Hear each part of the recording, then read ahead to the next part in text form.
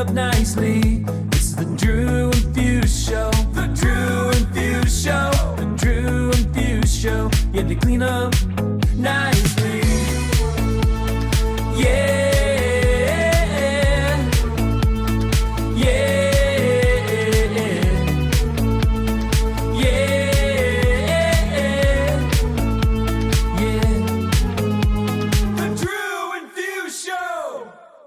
Hi.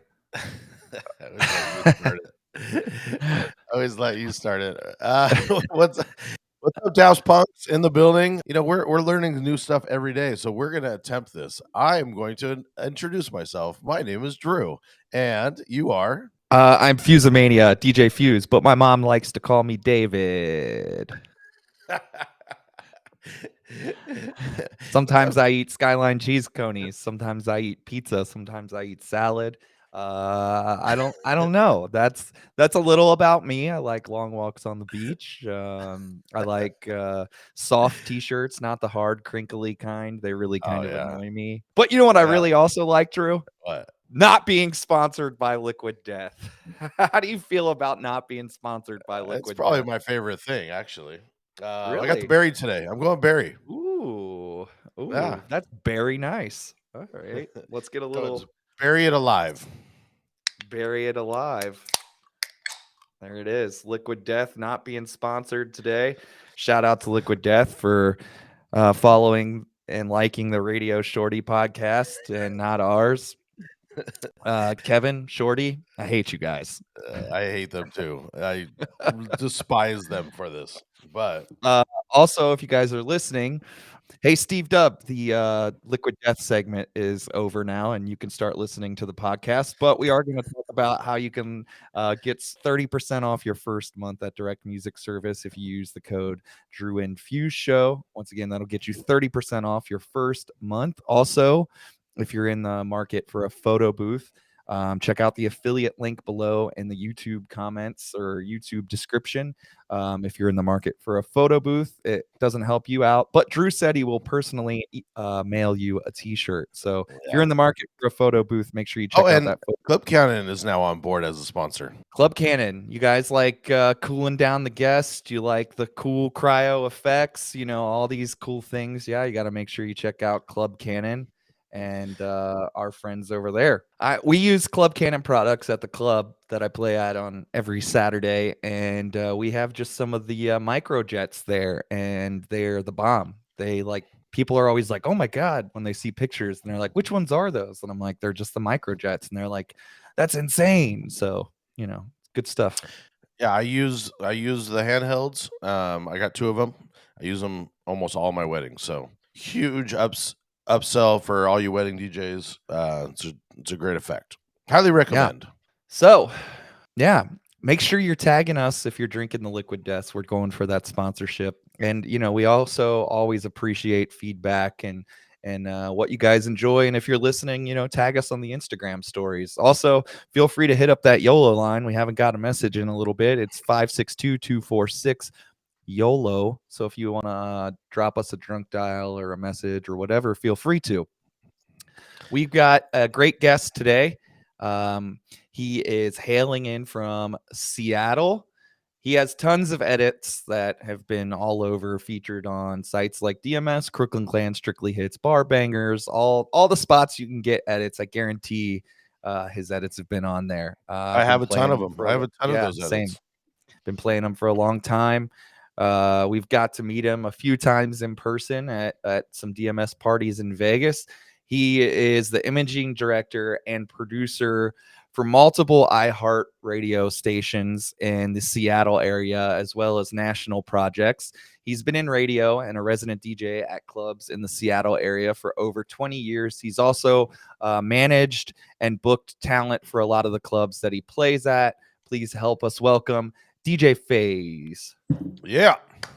What's up, guys? Good job. What's up?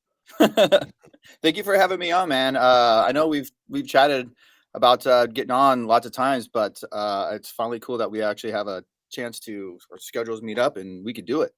Yeah, dude. Yeah. Giant fan. Your resume is just crazy, and I think we have so much our listeners are going to grab from this episode. So I'm super stoked to have you on. No, man, no, you guys had some great content on here, so hopefully I can live up to all the other content that you and your guests have put on. So you guys set the bar high, man. I listen. I try to listen to every episode. I admit that I'm a few behind, but you know what? It is mowing my yard season, so I'm going to be listening to a lot more of the podcast. Well, then we have a celebrity call in that maybe you're not familiar with yet. So let's hit him with the celebrity. What? I hear the phone ringing in. The phone is ringing in. Let's see what it is. Okay. All right. Here we go. This is Arnold here, the movie star of Twins and Kindergarten Cop. Drew and Fuse are going to ask you a series of questions, and I want you to answer them immediately. Don't bullshit them. Answer the questions. Hurry! I'm after the chopper. It's now time for rapid fire. That is beautiful. That is beautiful. Arnold blessing us with that new intro. And, Kindergarten Cop, maybe one of his best movies. I love it. It's not a tumor. The best is when he called in, he was like, "Yo, what movies do you want me to say I'm from?" And we were like, "Only the ones that weren't the biggest hits."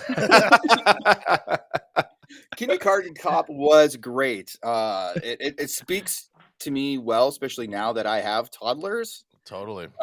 So literally, like, my son is 3 and he learned what penis was, and so he's like, I have a penis, and then it reminds me of the part in the movie is like boys have a penis and girls have a vagina, and he goes, I remember that. Oh my god, that's hilarious. I forgot about that part. I don't even know that I've seen that movie in years. Yeah, I haven't seen it in a long time. I might have to go watch it next time it's like on one of the services like Netflix or whatever. I feel like it's on like AMC or like FX or something like every other month. Yeah.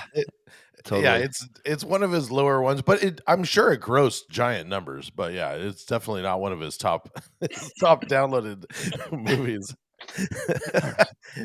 Hit up with questions. Let's go. Yeah, so we kind of do these rapid fires, and we're trying to make them a little more rapid fire because they end up being not so rapid fire. But you being a radio guy, what this is the question is the last thing you listen to on Spotify or vinyl or something in your personal time. Do you listen to much music in your personal time right now? Honestly, yes and no. I kind of split my time between a lot of podcasts like yours, and I am a news junkie. I love the news, and it could be toxic and so much negative news lately. But I have a pretty thick skin, but I listen to a lot of news radio. Anything that's on TV. Like I have the YouTube app, YouTube TV app, and so I record the local news. I'm big on local news, things that are going around in my community and stuff like that.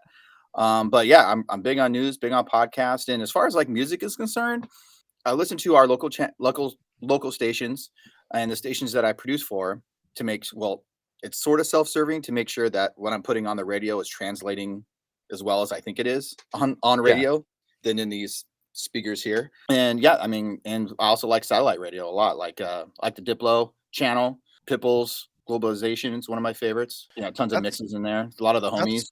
Yeah, that's sponsored by DJ City puts that on, right? Yeah, I think so. Yeah. They're great. Yeah, when I had satellite, I loved that station. I was always tuning in because I always had rad DJs. So I just got rid of satellite. Same. I don't know. Yeah, they pull that bullshit where it's like for $6 you get 6 months, and then like the 6 months is up, and then it's like $400, and you're like, whoa, like, can I go back to the $6? And then you got to call them, and it's a hassle, and then all that. So that's I just kind of stopped. I finally got a real radio in my van. So I have a Nissan Envy, and it had the stock radio that was just complete horseshit. Like it was the worst. So I finally got like a CarPlay. Maybe I'll relook into it because there is some great stations on satellite. Yeah. Yeah, you'll get that $6 a month plan for 6 months or something. Though. I don't mind spending the money because when I had it, I loved the comedy channel. That's kind of brainless, and The Diplo was cool to just hear new songs, and I loved the Pitbull one. So yeah, I mean, might relook at it. You got a discount code? I wish. We just did a little shout out to them. Maybe we can get one. But maybe they're like other services. Like if you try canceling them, then they go like, "Oh wait, I can save you this much money on your bill." Maybe they do that. I don't know. I've been on SiriusXM for I don't know a number of years, and I just kind of find it almost like it's almost like music research in a way. Yeah, You can do a lot of totally. great things. Like I said, you can find a lot of new records on there. I listen to BPM is one, and Diplo's. Yeah. You can Yeah, find I some like really good BPM. recipes. Yeah, BPM was good. They had some good shit on there. I liked it because I was always seeing what were the biggest records of that were coming out. So I need to revisit that. I like that. Great And tip. you can write it off. You can write it off at the end of the year. you It's can. a business I'm just expense. being If you think of cheap. it that way. I'm just being cheap. I know. I need to There's be. nothing wrong with being cheap too. Do you have a favorite remixer or producer? It doesn't have to be like DJ edit wise. It can just be overall. One of my favorites is Dylan Francis. Okay. I love what he does. I love what he does as well, especially when he takes. I mean, I like his original productions, but when he remixes something else, say like My Type or something, right? That's just one that's off the top of my head that I play. He did a Cardi B. I like it remixed. I Yeah. love it. Like stuff like that. Ton of the DMS editors I get from U2. DeVille makes some great stuff. Diggs makes some great stuff, and of course my homie Phrase, he makes some great stuff too. Yeah.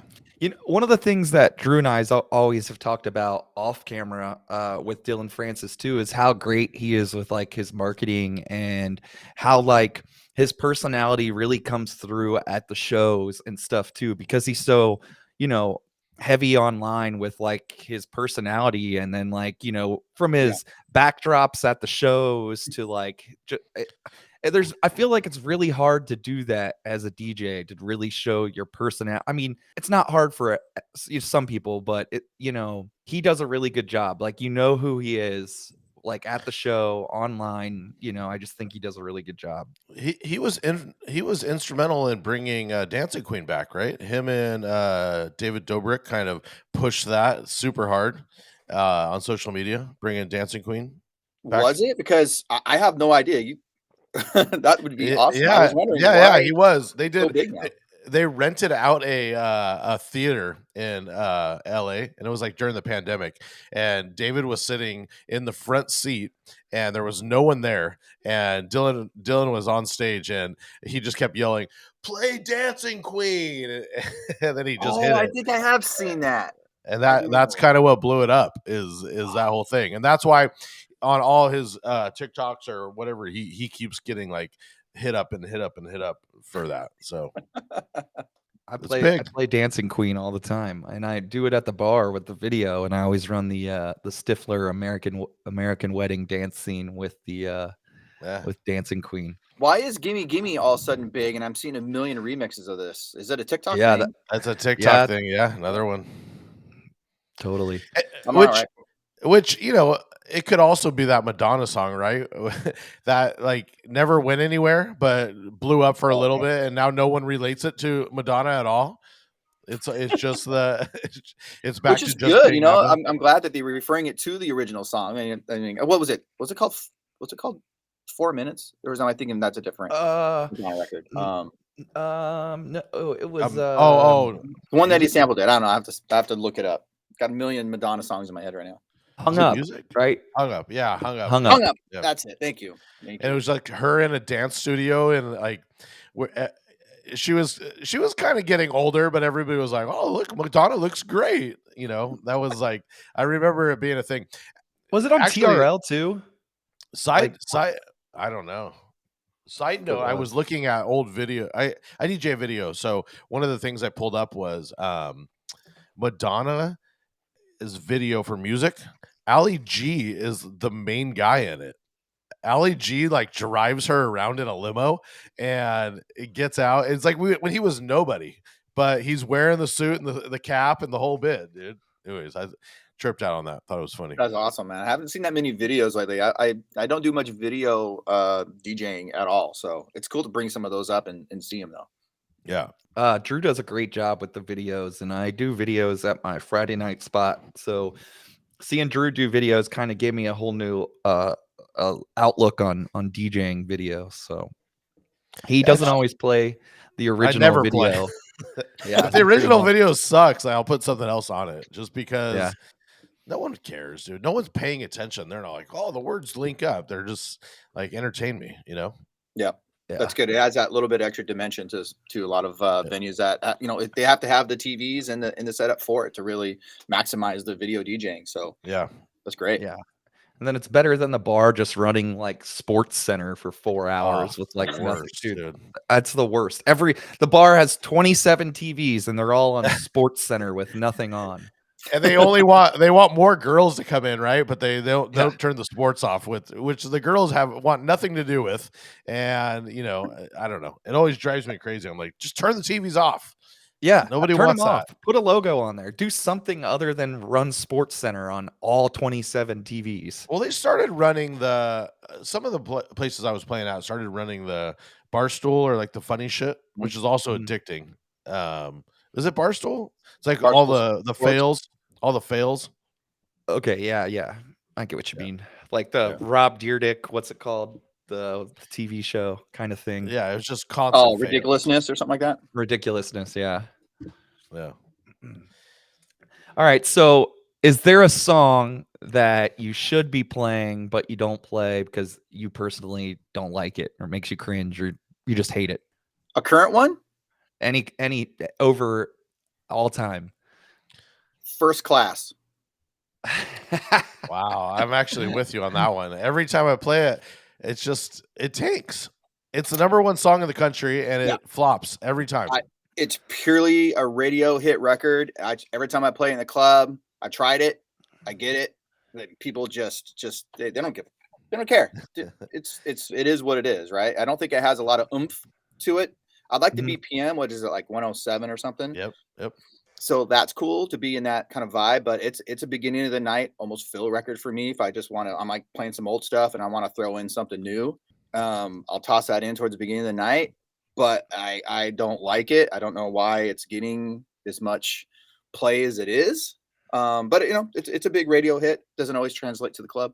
But that is a song that I do not like and I do not want to play ever again. I can't wait. I feel like I played and made so many different edits to try to get it to work, and I finally have one that I play that kind of works, but it still doesn't hit very long. And like, they'd rather just hear the regular Fergie Glamorous. So yeah, 100%. That's Yep. That nails we it. need the transition that goes from First Class to Glamorous, because I know the Glamorous to First Class are out there. Oh, that's but a good idea. 107 up to that instead of down to it. Yeah. It's not a bad idea. There is what I have done lately is I'll play the first part of it, and then I'll go into, I forgot who made it now. It's off the top of my head. Did Diggs make it? It's a blend, and it's the beat of First Class with truffle butter acapella over it. That one, Diggs. Oh, I have not heard that one. Diggs did that one, huh? Quick mix, just like let's say like the first hook of a First Class, and then I go into that. Diggs did like do that that. one. What's that? Diggs did do that one. So that one, shout out to Diggs for that one. That was those two sounded really good together. So I'll just quick mix into that, and then that seems to go over better because who doesn't love truffle butter? Truffle butter. I love truffle butter. I play it every night, but I started playing the Gin and Sonic remix. I played that the other night. It's more of a house version of it, and you could barely you could barely hear Jack Harlow on it, which I think helps sell it. It's more like housey on the glamorous part, and yeah, I like it. So I chopped it to shit. So, but it was good. Anyways, but you know what though? Like what's popping? Like that Jack Harlow record is great. I love his lyrics. I think he just kills it. I like him as an artist and stuff. But just that one song just doesn't do it for me. I agree. I totally agree. I agree, and I'm even here in Cincinnati, and he's from Louisville, which is, how do you say it, Drew? Louisville. He's that's only an hour and a half away from here, and you would think it would be like more poppin', but it's same problem here. So yeah, it's just the record. But do you have a most memorable night in a DJ booth that you'd like to tell us about? Like a favorite night or just a memory that sticks out? This won't be a rapid fire, It's all That's right. but all I do right. have a interesting story to tell. It is anybody who knows this story always asks me to repeat it. So I'll try to make this epic long story as short as I can. Is that cool? No, tell Yeah, us. do whatever, I'm dying yeah. to know. I don't know that I know the story, so I'm in. Yeah, I've said it on my stream a couple of times, and it always gets some interesting reactions. So many years ago, I was DJing and managing DJs and stuff at this club called Emblem, and it was in Tacoma, Washington, just south of Seattle. And there's a Tacoma Dome, which they have a ton of events there, you know, monster truck shows, concerts, all that kind of stuff. So when Kesha was huge, this is how long ago it was. Shout out Jay Spring. Yeah. So Kesha was performing, and the opener, one of the opening acts was LMFAO, who's Okay. fantastic, Yeah, right? opening act. This is definitely a long time ago. Yeah, and you know they had hits and stuff, which is it was great. So it was during that They had time a that ton Party of Rock. dope remixes too, right? Yes. Right Oh yeah. before that, yeah. Yeah, they did a Fergie remix. It was great. But anyway, so they were like one of the opening acts, and so we ended up getting them to come to the club to do, to sing a couple songs, and then they had their DJ. Oh gosh, it's spacing me out who it is. Who the Danger DJ Zone? was. No, that was Yeah. before he jumped on. It's like Lucky Lou? Nah, it's killing me. It's on top of my head. But either way, they did their set at the Tacoma Dome, and they come in and stuff, and they had this whole rider with everything they wanted in their VIP booth and all this kind of stuff, right? And they had a bunch of interesting things, like we just want like green M&Ms or something, and they wanted certain kind of liquor and stuff like that, and they wanted condoms in that VIP area. And gas station boner pills. That was Yeah. that on there. It's like- football helmet full of cottage cheese, B. Arthur's autograph. Yeah, a bunch of weird stuff on there. And so that was one of them. And so I opened up the night. It's going fine. They end up showing up around like midnight or so. And the way that the DJ booth is, you're up in this perch way up high, and you look down at the crowd, and to get to it, you have to walk through.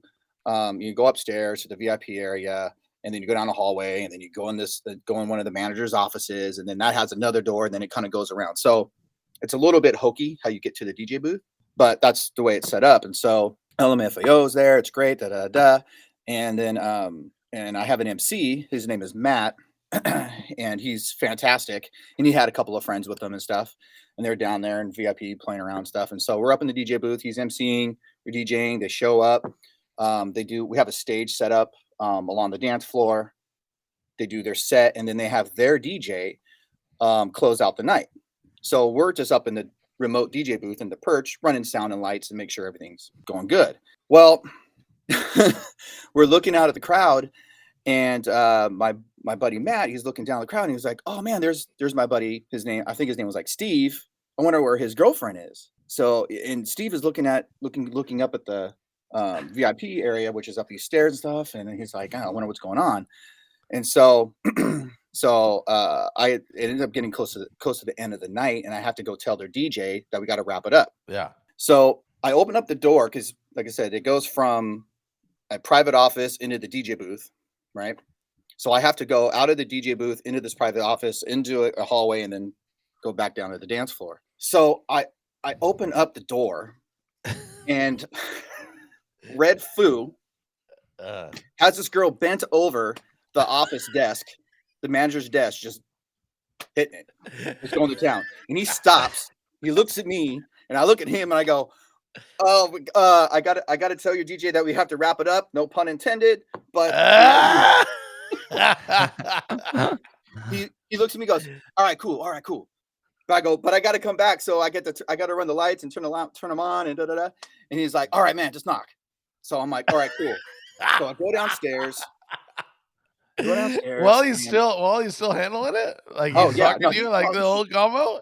Yeah, I'll give him props. He did stop for about 10 seconds and be like, all right, cool. So I'm like, okay. So good. So I go down there, tell their DJ that we gotta be done at like 1:45. We gotta da right. So I'm just like, I get to the door. I'm like, oh man, I'm gonna have to come. Oh, shit, right. So I knock on the door. He opens it up and peeks in. He's like, "All right, cool, yeah, come on in." And then he shuts in and goes, "Hey, is there anyone like a little bit more private we can go?" And I'm like, "This is probably the most private place you're gonna get, right?"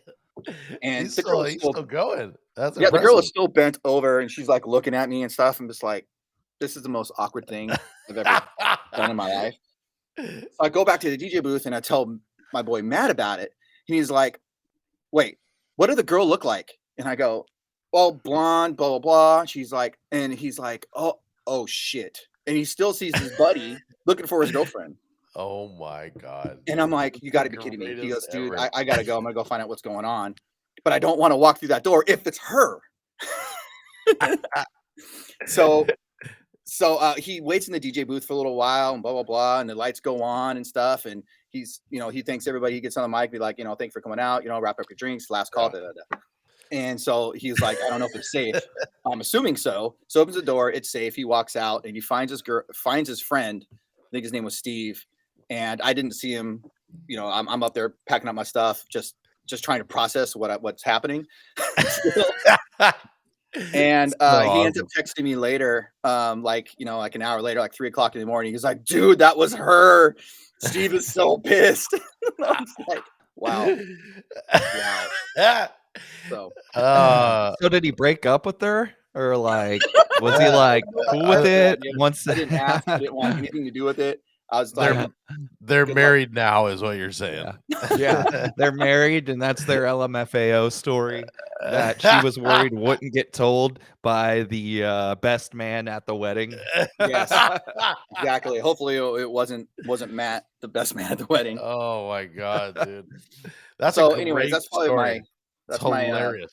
One of my most epic stories for in the DJ booth. Yeah, Dude, and that's just like they were openers then and weren't like super huge. This is before Party Rock Anthem, right? Like Miami Bitch. Yeah. And then what they have? They had Miami Bitch. They had that Love Lockdown remix they had. of yes, that Kanye. Love Lockdown remix was the one.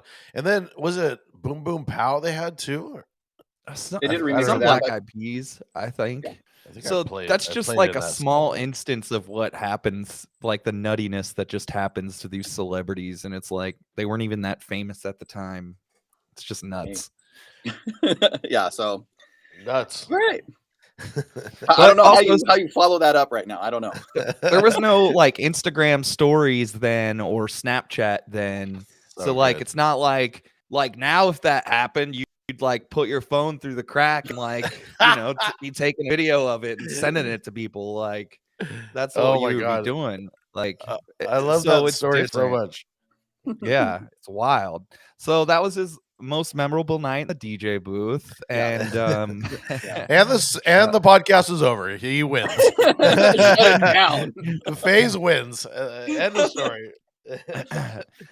so Oh, this is one of my favorite ones. do you have a best curse word, non-curse word, one word insult, non-curse word, one word insult? Oh man. I don't really I don't, to be honest. I say this one because I've heard my daughter say it, and I forgot what the context was, but she said stupid head, and I don't like her saying stupid, so I was like, "Don't say stupid," right? But it's just at the time. How old is she? My 5-year-old, my daughter said that. Oh, And I'm like, "Where did you learn that? Like, no more YouTube for you." But Dude, they all learn everything on YouTube. It's wild.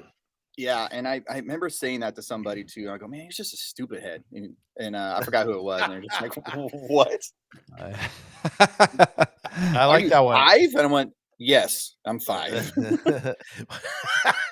My daughter's 13 and she was really mad at something, and I talk like a sailor and it's fine, and she was just railing like F-bombs, and I was going, I was just so taken back by it Mhm. that it was just like hard to hear, but at the same time I'm like, I'm a terrible influence, so it is what it is. And she doesn't do it all the time, but I knew she was like pissed, so I was like, okay. It's weird. Is it weird hearing people that don't like, you don't expect to cuss kind of cuss, right? Mhm. It's like it's almost, I don't know, I find that to be sometimes weird, but When I grew up, the first time I heard a Bob Saget comedy skit when I was like 13, after knowing that he was just Danny Tanner, I was like so taken back because I was like, That was this my guy. example too. That's immediately where I went.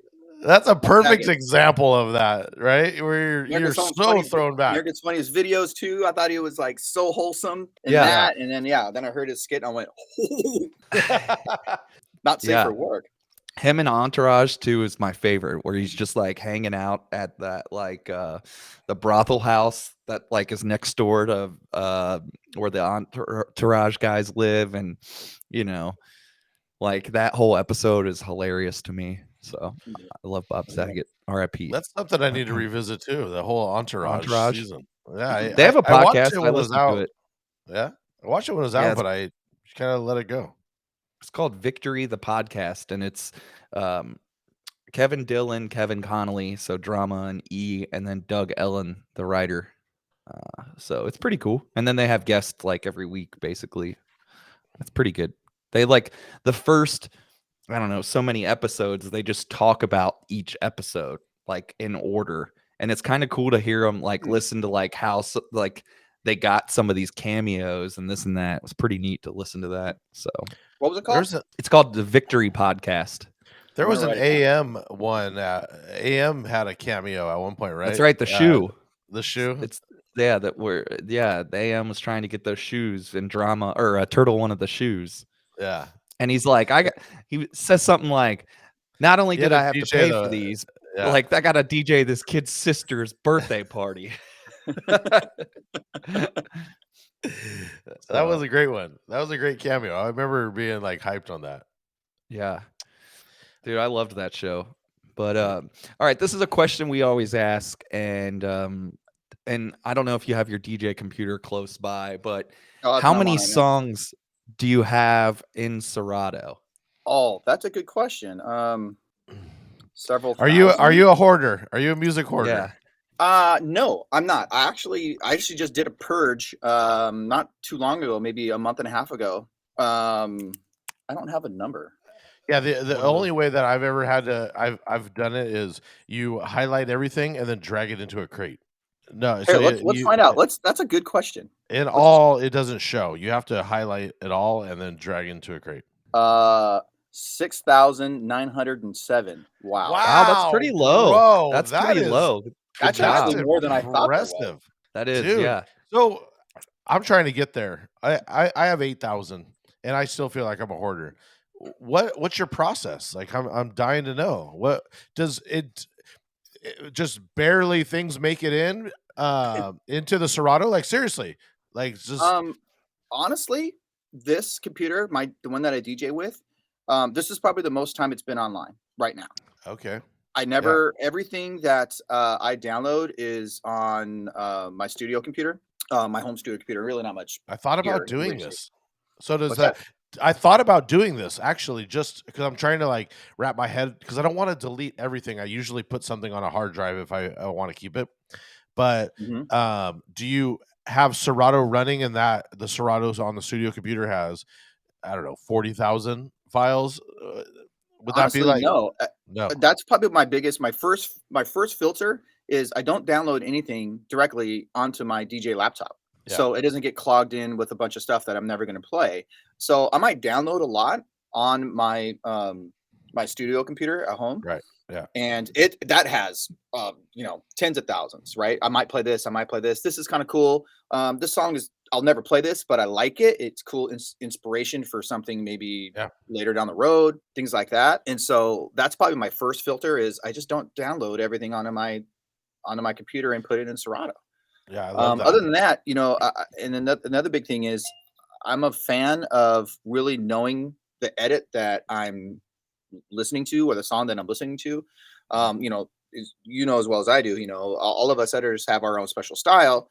And a lot of them are just basic, right? You got an 8-bar intro song, 8-bar outro, fine, right? But sometimes I like to rearrange the song. Maybe I want the hook first, right? Or maybe I want the bridge first. If the bridge is, a big bridge that people sing along to. The phase rebuilds.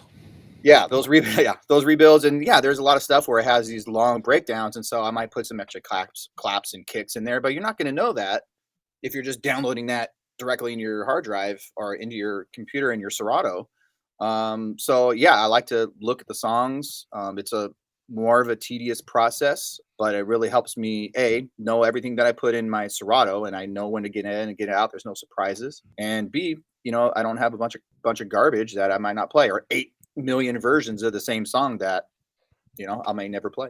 And Makes do you sense. what's the process of taking stuff out? Because I'm sure you introduce stuff into the laptop and Oh, then you end up taking stuff out. So do you I want to know for myself because I'm trying to get maybe smart crates mm, to where it's like oh, set on timers where it goes, okay, let's look at this.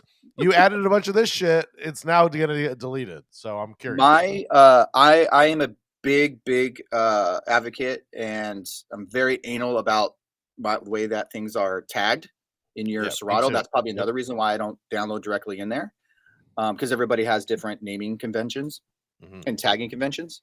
I have one and I stick to it, and so my smart crates is almost all my crates. Yeah, me All too. my crates are smart crates besides a few. And so I get everything tagged correctly. But how I decide which ones I'm going to delete versus keep is it's very individual. I will look at all 8,000 of my songs and scroll through, maybe I go by BPM or go by artist or whatever. And it Like will once take a me a week. year or what? What's that? Once a year you go through all this, or is this just like regularly? Once I feel like I can't find stuff that I want to play in my Serato. Yeah, I'm like when I feel like, oh my gosh, I'm searching for, way too hard. It shouldn't be that difficult for me to find the song that I want to play. And so as soon as I start feeling like, oh man, I'm scrolling through all these songs and I can't, this is all bullshit. I'm looking for the diamond here that I want to play. Just when I have that feeling, which might be once a year. Yeah. If there's lots of, you know, BS songs that came out recently and I added, then it might be a little sooner. But usually I just look at it and just go, this song was a radio hit, not a club hit. I'm never going to play this song again. Gone. You know what I So mean? next question is something I'm struggling with personally, and I know you do tons of mixtapes, and that's kind of you do radio, right? We're gonna Mhm. get into that in a minute, but Sure. do you keep some of the songs that you're gonna put on a mixtape keep it in Serato? Because that's what I'm struggling with right now. I'm like, this is mixtape material, but it should not be on my DJing laptop, and that's why I think I need to start separating my laptops. Yeah, you can always have a whole other crate for that, but if you just don't want to clog up your library for that, yeah, then another hard drive just somewhere. Remember, you can have it on your computer, but just don't drag it into Serato. So Right, you can have a whole other folder of just, you know, I have a folder just called cool shit, just right. songs that I like. It may not be anything in particular, maybe I won't play them anywhere or whatever, but just have songs that I like that I would want to put into some sort of mixtape. But yeah, just drag them out of Serato and put them in another folder. Yeah. Yeah, I just think it's just the way I search, right? I'm like, I look at everything in Serato, it's just the way I like it, but Yeah. I need to figure that out. So I do like this idea of having like a separate computer. I think that's like a valuable idea. Yeah. I only For sure. got two more rapid fire questions that I want to ask real quick, and then we'll get into another topic. Sure. But first, what would be a go-to Seattle area food spot that's like you could only get in Seattle? Like if we visited, where would you want to take us? I've Oh only been to man. Seattle once. I need to make another trip. I'm kind of sad that I've just only been there once. Yeah, I've never There's a been. couple of touristy spots that people would gravitate to. One would be Dick's Burgers because Sir Mix-a-Lot Dig raps it. about it in My Right. Posse's on Broadway. So that's really big. It's like kind of going like to In and Out, but there's our Seattle's version of it.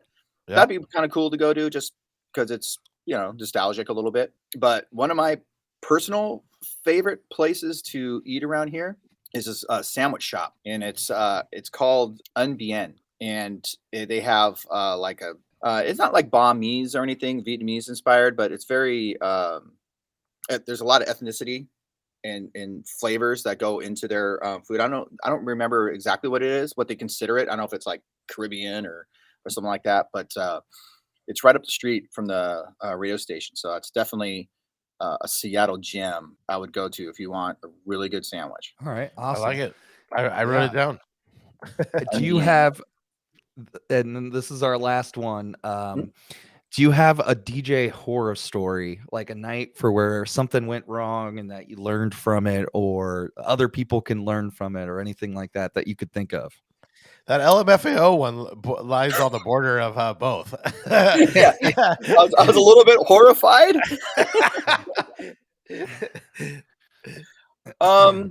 Really, Don't it's let so that be nice. your girlfriend. Right. Oh my god. Yeah, that night was weirdly probably the worst for Steve than anyone else. Jeez, poor Steve. No, I think it's the only real horror story I can think of is that we probably all ran into, which is technical issues. Serato crashes, or you have some other sound and light, sound problem and stuff like that. Those are the dreams I have regularly. It's like I just had one the other night where it was like me trying to get to the thing to plug everything in, and Mhm. I go, "Oh, I have to move the car," and I had the assistant do all the audio. I was like, "No, I need to leave to move the car. Why didn't I send the assistant?" That's the dream. So, anyways, yeah, I feel that. I think that Yeah. actually this has happened just a few weeks ago.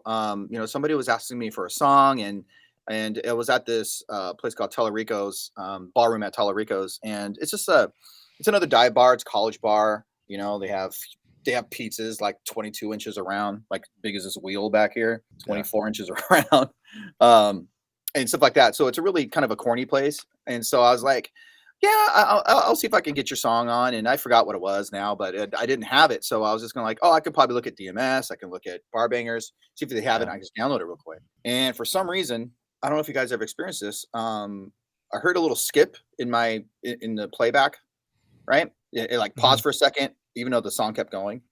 And then it just started playing again, in which no one really tell the difference. But then when I grabbed the record and wanted to cue it up, because I was I turned on the Wi-Fi, and that's when it happened, that little skip.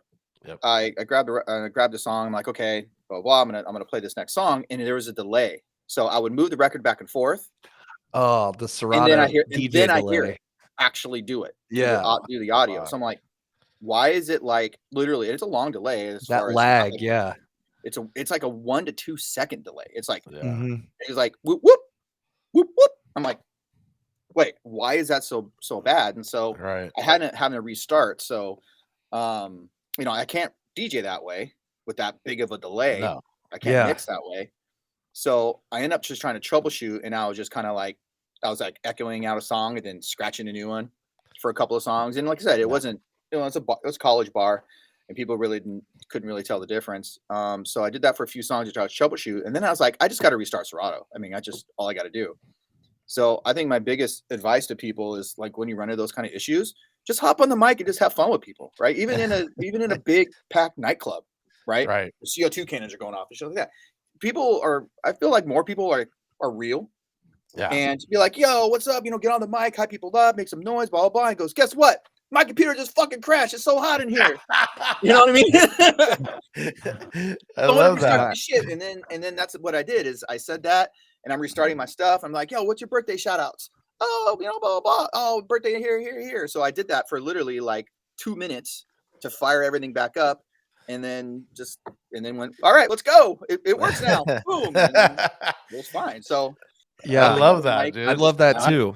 I actually wish I was there. That would have been amazing. Yeah, that's that Serato lag. I haven't had that happen in a long time, but that was something that was happening all the time when I first converted to Serato DJ, and I forget there was something that was causing it, but they fixed it for the most part. I know it still can happen every once in a while, but it only does it there, and that's one of the only places I ever try to download something on the fly. I usually don't. I usually always have my Wi-Fi off. But as soon as you turn that Wi-Fi on, and maybe it's because I'm still at that venue still has a really dinosaur setup, so it's like on a range. That's what I was just gonna say. I bet 8 or something, or 6. The firmware could be outdated on the mixer. Throw that thing in the trash, bro. That's a expensive doorstop. I hate those. Right? I hate all those new anything after the 57. Rain is just complete garbage. I'm not a Rain fan, to be Yeah. honest. Yeah, Me neither. I'm a Pioneer guy. same. Yeah.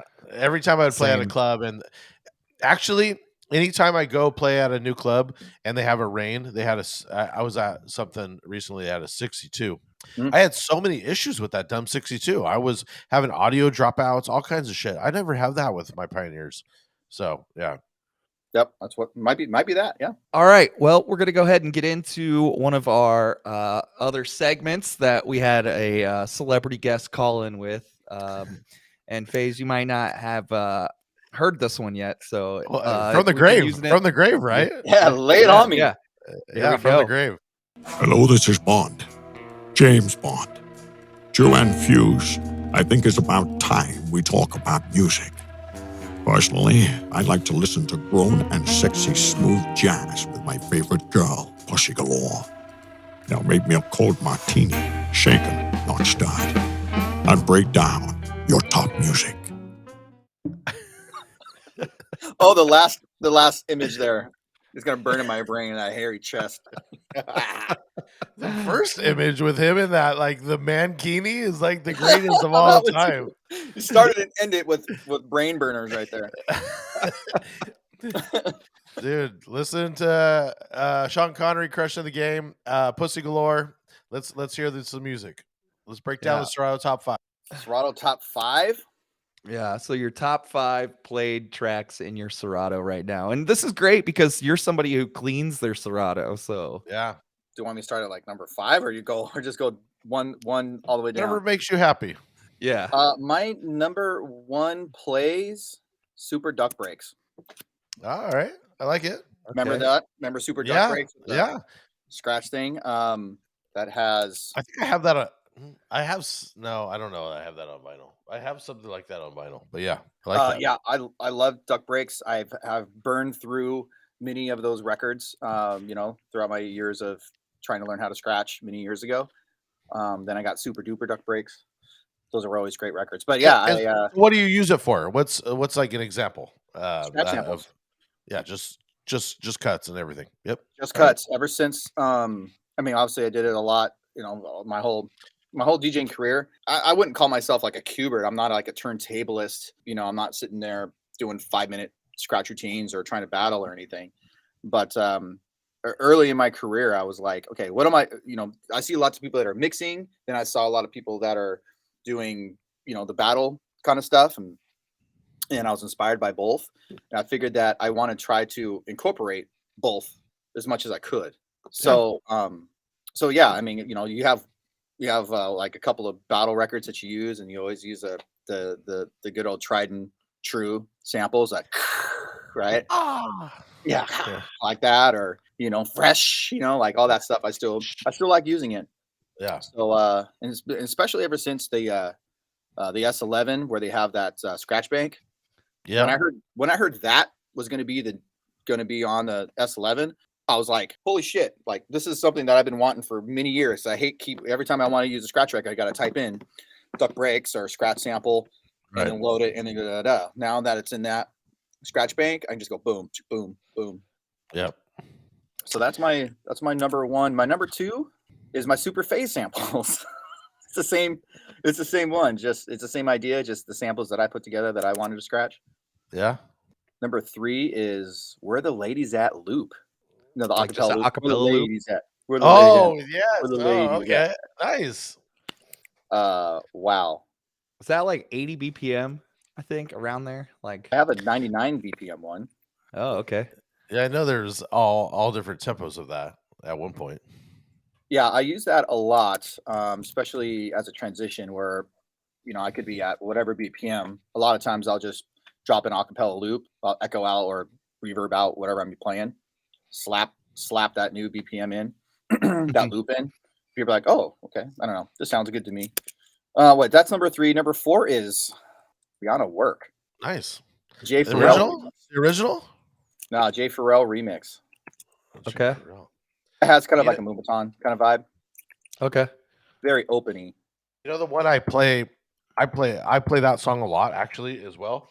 The one I play is DJs from Mars mashed it with Family Affair. Yeah. And that's dope.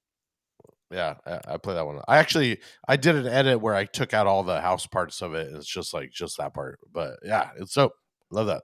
And then my number 5 is a tie. I got 2. Okay. It's Salt Shaker 30 edit. Okay. Just basic, and then smack that acapella in. Nice. Akon, smack that. I use that acapella all the time. Do I you don't know why. smack that a lot? We were just talking about how Smack That Akon. is like one of the few Eminem verses like that I play. Like there's only like a couple of the Eminem songs that I play. Yeah, and Smack we That's were one of going them. back and forth on Eminem, and I was saying I like Without Me, Lose Yourself, and I think that's really it. Oh, I wouldn't Yeah, expect anything else. yeah. Uh, No, I, I kind of feel that way about Eminem too. It's just like he went through a time where he made some fun club shit, and then he got super depressing, and everything was like super serious, and Yeah. rapping about his life or rapping about how hard things are or whatever, and that doesn't really have a party vibe. And then all of a Yeah. sudden there'd be I think I heard this, that there's like one party track on the whole album, Yeah. and then the rest Yeah, is super always. depressing or Yeah, Always. yeah, totally. That's what it is. It's always like that. But the other honorable mention I think we said was Forgot About Dre. Like sometimes I'll throw that's that great. in. And but that's like the only other Eminem song that I feel like I play. So Yeah, He- as far as that Akon and Smack That record, it's an acapella and it's a full 64 count, Yeah. or 16 bars, and so I usually don't even get to the Eminem Yeah. part. I just I just use the hook because I know it's two 32s, and so Yeah. I can layer an 8-bar outro and then an 8-bar intro in between it. So I love sometimes that. I might need that edit. Is that sure. on Barbangers? It is. Okay, I'm gonna look it up. Yeah. yeah. Big fan Are of you still- Barbangers, by the way. If you guys Yeah, aren't on Barbangers, like I would highly recommend signing up for Barbangers. I am a giant fan. You, Victor, Cut. I'm losing my mind on what else we got. but- Marty's there. Yes, Marty Marty Marr. Yes, definitely. I love all your guys' stuff. So big fan. I always say this though. One little nugget here is always have at least 2 record pools, and I always recommend DMS and Barbangers. Yeah. As opposed to anybody else, to be honest. I love Kevin. He's always been fantastic to me, and he helped me with the edit game super early in my career, and had me on with you guys, and that was great. And it's always good to have a variety, and everybody's going to have a little bit of different content, and even if it's the same content, let's say it's the same song, it might be edited a little bit differently. Yep. Or have a little bit different intro, how you want to have it, so you're not always playing the same way. We push that super hard here on the show. It's like we actually even say even more than just 2. I think me and Fuse are 3 or 4 or 5 all the pools, and you're always trying to push it. And I was hanging out with Kev the other day, and I was telling him a funny story, and he brought your name up, and so I was telling him how before I knew Kev, the only time I've been to Seattle, I was with my wife for my birthday. 15 years ago, and we're up there. This is how old it was. It was MySpace days, and so I went on MySpace, and I was like, "Who's DJing in Seattle?" And then I looked at my guys, and then Kev was playing, and he goes, "Yeah, Facebook that." He was talking about you for that. So it was that we go old. back. It was a spot that was again, I knew nobody. Me and my wife paid door, everything. We went in there, we were drinking. It had a staircase, and you guys DJ at the upstairs. Again, seriously, 15 years ago. There was like visuals on the walls. I don't know if you remember it at all. I do remember it. It was at Trinity nightclub. Yeah, okay. Yeah, and he came out, and he did a couple mashups. It was like The Way I Are, and it was like when that was big. So 06, 07. I know, those are good times. Yeah, that was a great nightclub. I was a resident DJ there for Friday nights. We did live to air on the radio station for 10 years. I was there every Friday night for 10 years, and it was nothing but fantastic. It's been a great residency, great, and that club is still going strong today. So you're not there anymore? No. They end up just after 10 years, things just run its course. 10 years is amazing for any nightclub. I talk about this with any friend. If you can keep a residency for 4 years, you're a legend. Anything like it's almost always like 4 to 5 years you're going to get cut. So 10 is absolutely incredible.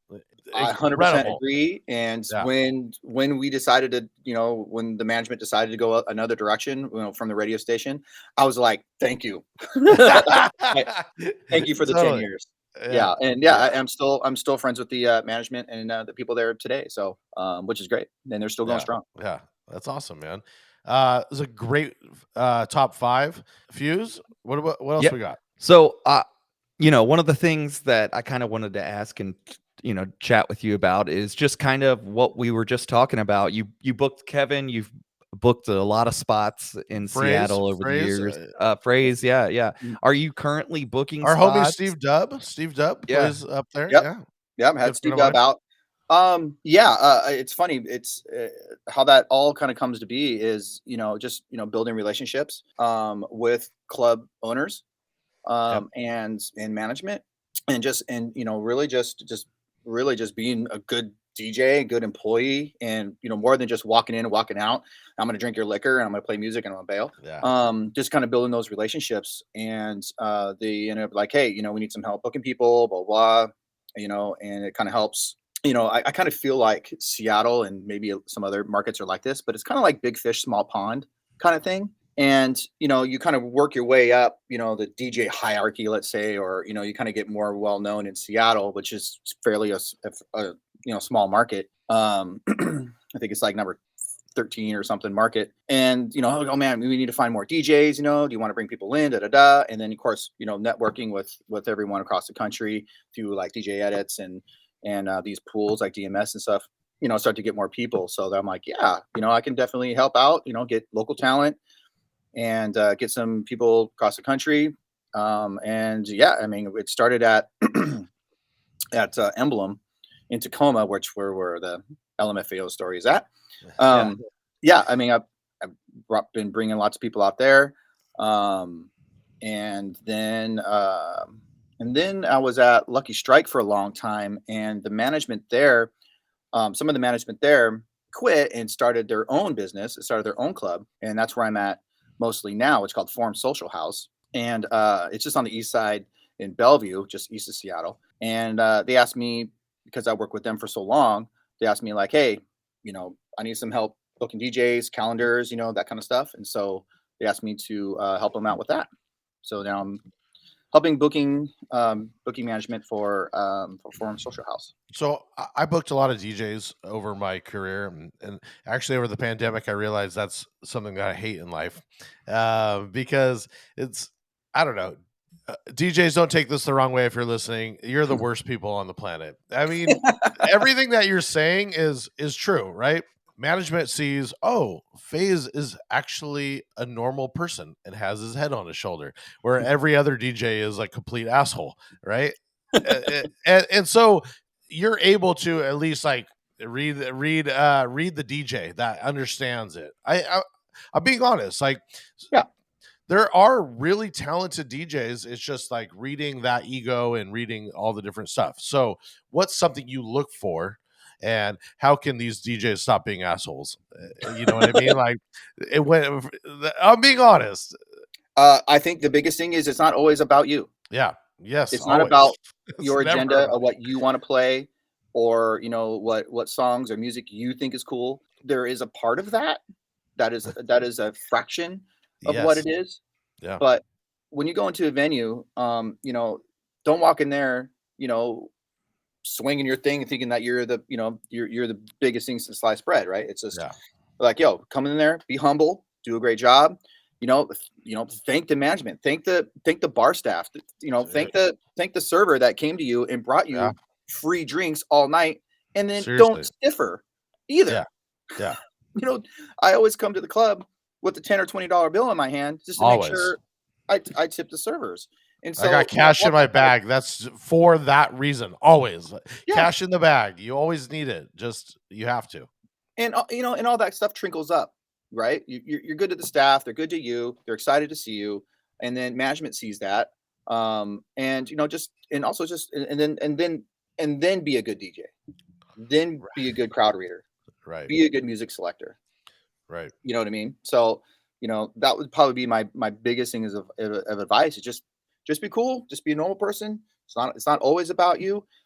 Think about the broader aspects of everyone there that makes the nightlife, industry work. It isn't just the DJ. Totally. I always say there's pretty much nobody at my spots that I play that came to hear Fusemania play. They just came to hear the fucking guy that's playing the music play, and that like that's I'm just that guy. So like I try to just like if it's cheesy and I got to play it to get the job done that night, that's just That kind of being, what I got to do sometimes. I argue just this much about that. I think if you're a resident at a spot, Well, there especially is like some 10 years, a year, 10, whatever, they know Friday nights is the night that DJ's good. You know what I Yeah. mean? Like Mhm. I think a resident matters. I think all of that matters. I just think DJ's just got to be cool. It's like, man, everyone's got egos these days. It's like we're lucky we do what we do, and we should be grateful.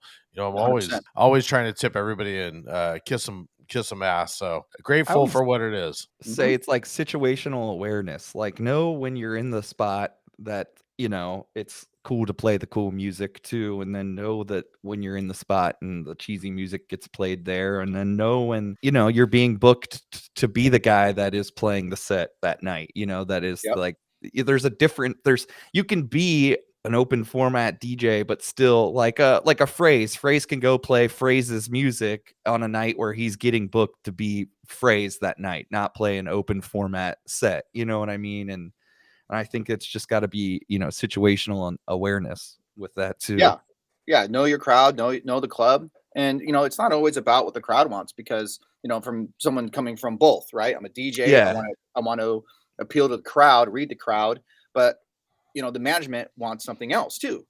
So there's always a fine line between, just blowing it all out and playing to the crowd and making them happy. But what Totally. about the management? Maybe they want a different environment. Maybe they want something a little bit different. So it's always walking that line. And some DJs, and I feel a lot of inexperienced DJs, they get sucked into the crowd, right? Oh, the crowd wants to hear this particular kind of music because that seems to be getting the most reaction. Well, that's great for a while, but what if the management doesn't want that? Like, we want to have an environment that feels like this as opposed to that. So, it takes a little bit of guts and glory of a DJ, and I think that just comes with experience. Be like, you know what, I'm gonna switch up the genre. Not everybody's gonna really like it right now, but at least it's gonna change the vibe of the room. It's gonna rotate the dance floor. People are gonna go to the bar who don't like it. People who do, they're gonna move up.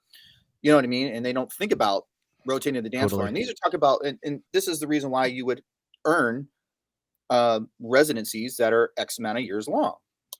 So I think if you learn these things, think about things more globally, it's going to earn you a lot more respect, and people are going to know to go to your spot because this place is dope. They don't know, maybe they don't know if the DJ's dope, but they know that the spot is cool because oh man, I can get a drink, I can dance, da da da. So I'm with you. It all matters. It's super important, and I think us just being basically have been doing this as long as we have, we're able to know all of these things because you have so many people chirping in your ear, right? Yep. One of my biggest jokes that I've always had is anytime the bouncer would come up to me and be like, "Man, that DJ last night was the shit." Dude, I almost stopped booking him because it was like the bouncers always had the worst taste in music, and it was usually it was usually like what I didn't want to be played meant that that's all they did, right? Right. So it was like, oh man, the bouncer said I crushed it. It's like, oh fuck, I'm worried now. I'm gonna get a call from the manager about you complaining. So no, I know it's a hard job, like booking talent. It is a lot of work, and having that little bit of an eye and being able to hear stuff. So my next question for you would be: do they send in mixtapes? Do you just know about them on social media? Like what is something that a club booker is looking for? Like something I don't want. Please, DJs, don't start emailing Faze for gigs, but like Don't at me.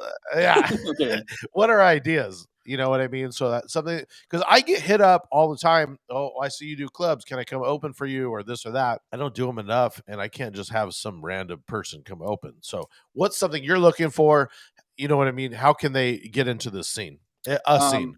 I'm actually going to say, and big shout out and rest in peace to Risk One, because he gave me a big nugget of knowledge super early in both of our DJ careers. He's from Seattle originally, and Shout out Risk One. me and Risco go back quite a bit. And it was at a time where he was starting to get into Vegas and doing some more Vegas clubs. And I remember specifically a very fond memory of him. We were at a place called Tiki Bob's, and it's just a dive tiki bar right across the street from all the sports stadiums, T-Mobile Park and CenturyLink and stuff like that. So we're sitting there one time, and I was asking about, you're getting more Vegas kids. It's good, blah blah blah. Like, how's that working out? I just like, do mine because we're close enough. I was like, how do you do it? Yeah, seriously. He goes, you just got to be present. And I was like, okay. And he elaborated, and he goes, I actually got a place in Vegas, and it's this apartment. I split it with some other DJ. I fly down there, and I'm shaking hands with people. I'm talking to people, club owners, club promoters, other DJs, just networking to let them know who I am, what I'm doing. Sure, they might know of me, some of my remixes that are out, things like that. That's great, but they don't know how I DJ. So, he just kind of got in where he fits in. And that went really far with me, because that's how I first got my very first gigs ever, DJing. Went from, my basement in my bedroom to a club, because I just hung out with the DJ. I knew who he was. He had to go take a piss. I put a couple records on. Eventually, he was like, I don't want to DJ here anymore. Do you want it? So I think if you see a nightclub in your city and you want to DJ there, you want to get out of your basement, you want to get out of your apartment, and you want to DJ at this club, just be present. Go say hi. Go see and make sure that's what you want to do. Like, you see how they run their night. And that's what I say to people that want to DJ at Forum, especially local people, which, I know most of the local people here. And one great thing about Seattle is most of all the DJs here, we all get along for the most part. And you actually get most of your gigs through other DJs. 100%. So, I asked him, hey, well, have you been to Forum? No. Well, what makes you think that you want to play here? Oh, it looks cool online, and I see all the social media posts. It's banging. I'm like, well, it takes a lot more than that. Won't you come on out? I know you're an active DJ too, but if you have a night off, come on out. I'll teach you to do some drinks, some food. Come out and check out how we do it. And that's usually that goes really far, if you are able to, get to the club that's in your local market that you can get to. Yeah. Fuse, I know you can relate to this, Yeah. And one of my things that really is annoying when you're booking DJs too is like guys that don't come prepared, maybe have a couple extra cables in your bag. Sometimes things just stop working. Now, I will say, if equipment's treated well, most of the time you show up and everything does work, but occasionally, sometimes stuff does work. Don't call me if the gig starts at 10. Don't call me at 9:55 going, why isn't this thing working? I don't know. Like, you got to show up early.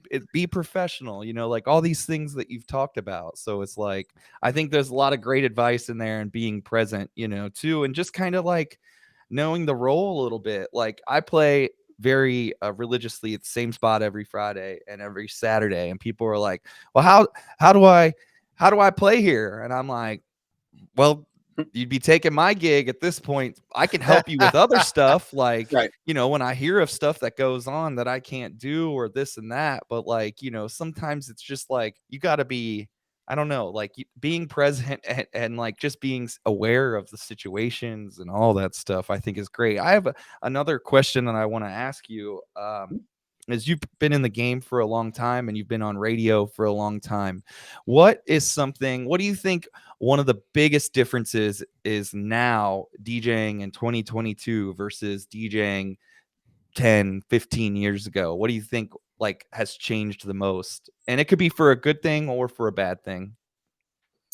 Yeah, there's a couple things. I mean, obviously technology is probably the first thing that is influenced, DJing in the last, 10, 15 years. You can go down, I feel like you could talk about music too, how's it changing, but I feel like it kind of goes in cycles anyway. Because all that, 2000s and stuff right now, I feel like it's hitting big in the club right now. All that old stuff that is, coming back up on TikTok, like we just said, even older, right? Even ABBA is coming back, right? Mm-hmm. What's that Stranger Things song that's really big Kate right Bush. now? Kate Bush. Yeah. The song is like Yeah. 40, 50 years old, right? It's like, Yeah, the biggest song ever. yeah, and people My are daughter's bumping. My daughter keeps putting it on. I'm like, oh my god, I didn't know the song back then, but I'm tripping out because she keeps putting it on, and it's like the coolest thing. What I Wait, I don't want to derail it too much, but I just want to say what I do love about it is I like that it almost feels like the 06, 05 era where mashups and people were just okay for a DJ to be a DJ, right? I feel like it's kind of coming back a little bit, and people are okay with music. Just hey, we like this now. You know what I mean? Like Mhm. they're okay with cool new music. I agree. It's kind of neat to hear some of the songs that we used to, play on a regular basis. I don't know what's that. Let's like do it to it, right? We used to play the original cherished "Do It to It" Yeah. song like it was, because it was new and people liked it, right? And then it went away. We didn't play it for the last 10 or more years, and now it's back into a club, house track, Yeah. and all that stuff came back, and there's more and more of it. Like I feel like it's getting to the point where it's almost getting saturated, right? Where we have Yeah. a ton of those 2000s ish records that are now dance records. But I'm here for it. You know what I mean? I go with the trends. I don't really, I'm not trying to go play stuff that I think is trendy or whatever. If it fills a dance floor, people want to hear it, I'm gonna play it because that's what I do. I want you to dance. Yeah. So Now, I like that. I like that about music nowadays in the last couple of years. Yeah. Yeah. with the radio side of things too, and I know radio, I'm not in radio, but I know that radio's changed a lot, and just Yeah. there are less people doing more jobs in a sense, and all that Yeah, good for stuff. sure. Would you say that radio has changed music at all, or do you think music's changed radio, or any opinion on that? Um, Not really. I think it's all kind of the same. I think a lot of music is being curated and looked at in multiple metrics, and I think in the last 10 or so years, one of those metrics has been online streaming, social media, popularity, and like YouTube hits and Shazam hits. So all those metrics have been, as they get more and more relevant, have been going into radio and how they decide of what songs they're going to play. It's not only just these are the songs that the label's playing or label's pushing, and it's a big artist. Like sure, it's Rihanna. You're gonna play the Rihanna song, but what about Lotto, right? Like who in the heck is that? But all of a sudden she has a big song. It could be, and the reason why that is well, A, she had a catchy, Mariah Carey / Tom Tom Club beat, and two, you know what I mean? She probably had lots of social media follows or Shazams, and there could be some TikTok dance to it. I don't know. So I think that's the biggest change in radio as far as music and how it's curated. They bring in a lot of those other metrics just to, Yeah. they want to be relevant. It's not Uh, just radio that's breaking new music anymore. Mhm. There's other things, which is kind of crazy, and I think that's like one of the things that's kind of allowing, like what Drew said, to DJs to become more just DJs anymore. It's because that you know, uh, you know, it's like there are so many ways to access music and hear of songs, whether you're on Spotify or Apple Music, or you're listening to, regular local radio, or you're listening to Sirius Radio, or, all these different TikTok. outlets. Yeah, Yeah. TikTok, yeah, being a huge one for And breaking songs. I also say that, people don't realize how much they listen to radio. They I want to say, "Oh, still I don't do. listen to radio anymore," or No, or I still whatever. do all the time. Yeah, I love Mhm. radio. Yeah, and you can listen to streaming, you can listen to podcasts, and all that stuff is great. I think that kind of content is fantastic. You can get a lot of good stuff there. But your local radio station is exactly that. You're never going to get that local feel and vibe, or that local reaction in a podcast or on a Spotify playlist. Like and maybe things are kind of getting back into that in some way where people are excited about music again, and they're listening into one way, but radio is also always still there, and and now radio's being consumed in other ways. You have it on your phone now. There's a lot of Yeah. people, like you just said, like you didn't even have like a radio anymore, but like your smart speaker is now the new radio, Right. right? Yeah. Or your So phone, you have the apps. And so, radio is trying to integrate, and update in ways that they never did before. So over the pandemic, you did actually Fuse did as well, but I watched both of your guys's, and you guys both did a thing on making mixtapes in Ableton, Yeah. and I picked up a ton from both of you guys, actually a lot from both of you guys. What I use now to this day, yours was always so creative on like the little acapellas or like the way you breathe all this stuff. So maybe talk about just what are you doing? Are you DJing for radio? Are you putting out these regular mixtapes that go out? What's something that you're pushing on it, and how can and should people be DJing for radio? Really, it doesn't matter how you DJ for radio, as long as the content is good. It doesn't matter if you're making an Ableton or you're literally 2 turntables, your CDJs, your controller. One you of hit the record and the go. biggest tip that I took away from you was I treat it like 2 turntables, Yeah. and then these are the way I scratch in a sample, and it was like that little tip was so mind blowing for me. I was like, oh my god, it's genius. Because I would always like back in the days, I would make it to where it's like 25 tracks, like all the way down, right? And then he's like 2 turntables, scratch sample, drops, and I'm like, oh my god, it blew my fucking mind. It was so great. I just want to compliment you on that advice. It's like I it was appreciate that. huge for I'm me. glad. That's one reason why I put this stuff out. And if it helps you out, if you're the only one, I'm fantastic. That's Yeah. great.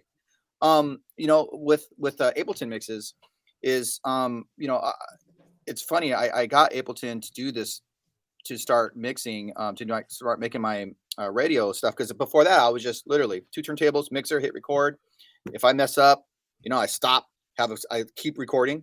I had like Yeah. a big dead space, and then I Yeah. rewind the track a couple of bars, and then do Yep. the mix again, and then I edit it together. But I was gonna have a baby soon, and I was like, well, I don't know when I'm going to be able to record, baby's sleeping, I'm busy, At least with Ableton, now I can work on it for 20 minutes. Baby's crying, I can come back, kind of Right. vibe. Right. And I didn't know how to do it. I didn't really have anybody to tell me, like, do it like this, or here's a template. I didn't, I kind of wanted to figure it out. And exactly right. I'm like, well, how do I DJ? Well, I DJ with 2 turntables, a mixer. These are the tools on each channel that I use. Here's a high cut, low cut, mid cut. Here's a filter. So let me add that onto each one. Oh, wait, I also hit a sample player. Okay, cool. I'm going to add a sample one. And sometimes I drop some acapella loops. So what if I put a 3rd track for that? And then I just go back and forth, turntable 1, turntable 2, turntable 1, turntable 2. Yeah. And that's just the way I thought about it. I approached Ableton mixes the same way that I would DJ. That's the same way I do it too. Yeah. Yeah. It's never trying to do more than what you could do live is I think part of the key too. Sound how you would sound if somebody heard you play live. And I think simplifying it. Part of it. Yeah. Yeah. I would actually expand on that. Not only you could do stuff that you would do live, but since you are in multi-track, why not do some stuff that you couldn't do? Right? Yeah. You lock some stuff quicker than you couldn't do, or maybe you could do an on-the-fly mashup that normally you wouldn't or couldn't do, on the fly. Chop some stuff up that you need to have beat jumps all over the place. That I don't know a ton of people who use beat jumps in Serato. I don't, but it's kind of cool to do that. And and then a lot of times when making radio mixes, sometimes you have a playlist you kind of have to stick to. Actually, all the time for radio, you have to stay within these confines, even though these confines can be pretty good, Right. and can be blurred a little bit on these lines. And sometimes you have to put songs together that just they just don't work together. But the way that you have your mix programmed, you're like, oh man, I need to get into this record right here, between this, you're trying to program it between hit records, recurrent records, things like that. I need to fit this record right here. How do I do that? Well, you can chop something up, you can put this acapella in there, you kind of make it, then you can kind of smooth it out to make it work. So, yeah, I mean, approach it like you do DJing, but even taking it a step further, because you are in multi-track, why not fuck around? For me, any time I make a mixtape or whatever, I treat it as I want the listener to be engaged, but I also want it to be like taking it to a new level, right? So it isn't something I would technically play every time, but Right. it's listenable and it's cool. You're like, oh man, I like that, but I wouldn't probably dance to it or whatever, but I like it, So Yeah. I Like I said, like I like making mixtapes and just being experimental, like you're saying. yeah, and those mixtapes where you can throw in like radio, like say I don't like playing First Class, but on radio it's Oh getting yeah, 120 spins a week on this radio station. I better play it. yeah, totally. We have a bunch more segments we haven't hit, but is there anything that of the ones I sent you that you would love to talk about or anything like that? I guess I have a 60-second rant. All right. We'll play this little segment video and we'll do a 60-second rant here.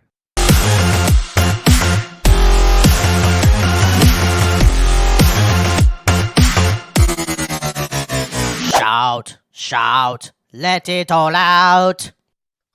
All right, we'll put I like that one. that's all Drew out. Pierce original. That's me. That's me pitched down in Ableton or up or whatever you want to say. All right, we'll put 60 seconds on the clock here. Go for it. Go for it. Yep. This isn't DJ related. So this is one thing that drives me nuts is stop driving in the fucking fast lane when you're slow. Stop it. The left-hand lane is for passing. If you're just sitting there, just lollygagging, you have 1,000,000 yards in front of you before the next car, and you're just sitting there and you see like 3 or 4 cars behind you, you're the asshole. You are the asshole. Move over just one. It's okay. You're looking at your speedometer and be like, I'm going 65. Fuck off. Everybody wants to go 75. Okay? Sorry. That's let them get tickets. You're the cool person. Okay. Sit in your Prius and sit there and have a good time. Otherwise, get the fuck over. Is that 60 seconds? I don't know. Yeah, you're great. You're under 60 seconds, and I couldn't agree more. Get out of the way. If somebody comes up on my ass when I'm driving, I just get out of the way and let them go. Yeah. Oh my I'm God. not endorsing road rage. I'm not because I'm a big person that has a lot of patience. But there's just some people that are they're just oblivious of their own surroundings and not even standing, right? Like you're going down an escalator and you're not sure if you're going to turn left or right. Well, don't stop at the bottom of the escalator and decide where do I need to go, because there's a bunch of people coming up behind you on this escalator. I'm sorry. Yeah, I got one more rant too on that same tip. Why do people, right when the door opens, you walk out? Why? Because most of the time there might be somebody else that wants to walk in. So why don't you hey, whoever you want to walk in, move to the side, let the people walk out, right? So you know what I mean? Like, don't just walk into the elevator because people are walking out. So sorry, I meant the other way around. Yeah. Don't run into an elevator when it opens because people are coming out. To add on this, people at the airports that stand on the mobile walkways, oh my God, they drive me nuts. Like the mobile walkways are to make you go faster. Walk. And if you can't walk, get over so I can get past you. Yeah, that's true. There's a lot of the time there's a line in the middle too, where like you can stand on the right and walk on the left. Yeah, they all need a line. And for that matter too, I know in America escalators are pretty much everybody stands on them, but it drives me nuts too, because I'm like, the whole idea is to make you climb faster. The whole point of this is to climb faster. So Ours driving me nuts. But yeah, those are all great points. And hopefully for the people that listen to this podcast, maybe we'll inspire somebody to not walk on a mobile walkway or drive on the highway with 20 cars behind them in the fast lane. Right. Or rush into an elevator when people are trying to come out. Yeah. Should be with the subway too, right? You get the subway and it's all these people trying to get out. Well, let them get out. Don't just stand there in front of them and be like, I want in. Yeah. I couldn't agree more. But Just real quick too, I just want to say, like Drew's already said, this has been great. It's been great catching up and chatting Yeah, with you, sure. and a lot of great advice. Where can people find you at on social media? Where can they find you at online? Most all my social media is at DJ Phase Seattle. I don't spell phase any weird way, just PHASE Seattle. That's my Instagram where I'm mostly at. My Twitter is just DJ Phase, and also on Facebook if you still mess with Facebook, and I know a lot of you do, but you just don't want to say you do. But you're on Facebook. I open find it. me there. And yeah, you can find me anywhere as far as that's concerned. You can find most of my remixes on barbangers with a z.com. Yep. And I send some stuff over to DMS, and hopefully they put them up every once in a while. Yeah, we do, and you guys should also sign up for Barbangers because there's tons of awesome phase edits and everything else. I have a Barbangers account. I love it. I grab tons of shit from there. Big fan. Yeah, check it out. And I actually have a pack that I released on Barbangers that I'm going to send out to everyone. So hopefully it'll go up on DMS. But I have a whole catalog of yacht rock that I redid. Dude, I need Cool. those. Make Yeah. sure you email me and Fuse because we'll make sure it goes up. Yeah, for sure. I'm kind of proud of those. And those are a lot of fun to make, and it's kind of fun to bring those back. Good for wedding sets. So Yeah, Totally. so get those. I love it. Since we were talking about your radio, I just wanted to maybe mention where they could find your mixes. Are you posting all those radio mixes, or where's that? Yeah, of course. Thank you for reminding me. You can find all my mix shows at djphase.podomatic.com, or you can go into Apple Music, Apple Podcasts, type in DJ Phase, again, not spelled with Z's or F's. Shout out to Phrase. Just spelled the normal old way, PHASE. Find me there. I put all my radio stuff up there. And hey, you know what? There is something all these guys can at me for, is radio mix shows. Yeah. I coordinate 3 different radio shows in 3 different markets. We were always looking for new DJs to put on air. It's really cool. Not every DJ could do radio. It takes a kind of a special breed of a DJ I'll do one. I'm down. Heck yeah. I want to get to get I'd love to do one. I'd love to do one. Yeah, that'd be great. I see you have your Trailblazers hat on. So I coordinate one for Jammin' 107.5 in Portland. And I coordinate one in Sacramento on V101.1 and one in Austin, Texas on 102.3 The Beat. To be completely honest with you, I need a kick in the pants because I want to start making tapes. I was doing it. That's kind of helped me blow up a little bit as I was doing regular mixes, and I want to just dive back into it. I need that force. So I'm going to hit you up afterwards, and I do really, really want a kick in the pants and to do one because I want to start making mixes regularly. Yeah, it's fun, and it helps flex a different skill. And I always say that about radio. If you want to learn, I think it's always a good thing to do for a while in your DJ career, is learn how radio works, learn how the music is curated and how it's put together. And you take that knowledge and those tidbits and you fit that into your DJ sets of, well, I don't know what's cool anymore. Well, these songs are being blasted on radio 100 some odd times, a week in your market. You might want to try playing them. Yeah, absolutely incredible. Thank you so much. I do want to hit you up. I want to do some mixes, so I'm in. Hey, that's great. Thank you for having me on, man. That's been awesome. Been a fan since you guys started. So Thanks. We appreciate that, seriously. And yeah, like Drew Means said, a we lot. appreciate. Yeah, You have your own podcast. Did you mention that? I did. Since the pandemic hit, we kind of quit doing it because we weren't coming into the studio for a long time. So, but it was Pineapples on Pizza. It's still out there.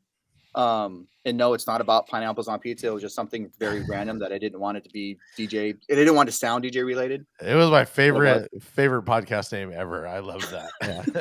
But it was Lou Rock and I. Lou Rock was another fantastic local DJ. He doesn't really DJ too much anymore because he got a big boy job and an IT. So yeah. But I need to start up a new one, man. Just like you guys. Yeah. Dude, it's you fun. should. It's fun. It's a lot of work. Whoa. You guys way too much jinxed it. work. Yeah. Well, I want to make Well- a trip up there and hang out, dude. Honestly, Yeah, I same. want to. I gotta- I I've never haven't been. been to Seattle, so Come on out. yeah, I want to come and just Yeah. hang, dude. Go see Phrase, hang out with you. It'd be cool. Yeah, Phrase is the homie. Known him for a long time, and he also does our graphic work at Form Social House. You guys come on out. We can coordinate it. You guys can spin with me or Dude, Cool. sometimes I just want to hang. there's nothing wrong with that either. Yeah. Come hang. I Come I hang ain't but mad bring at- your laptop. I ain't mad at just being turned off, but That's gonna wrap up the show today. Once again, thank you, FaZe, for coming on and being with us here today. And Thank you for having me. Yeah, It's been we a blast, appreciate it guys. so Thank you. much. And until next time, we'll talk to you later. See ya. peace. Thank you.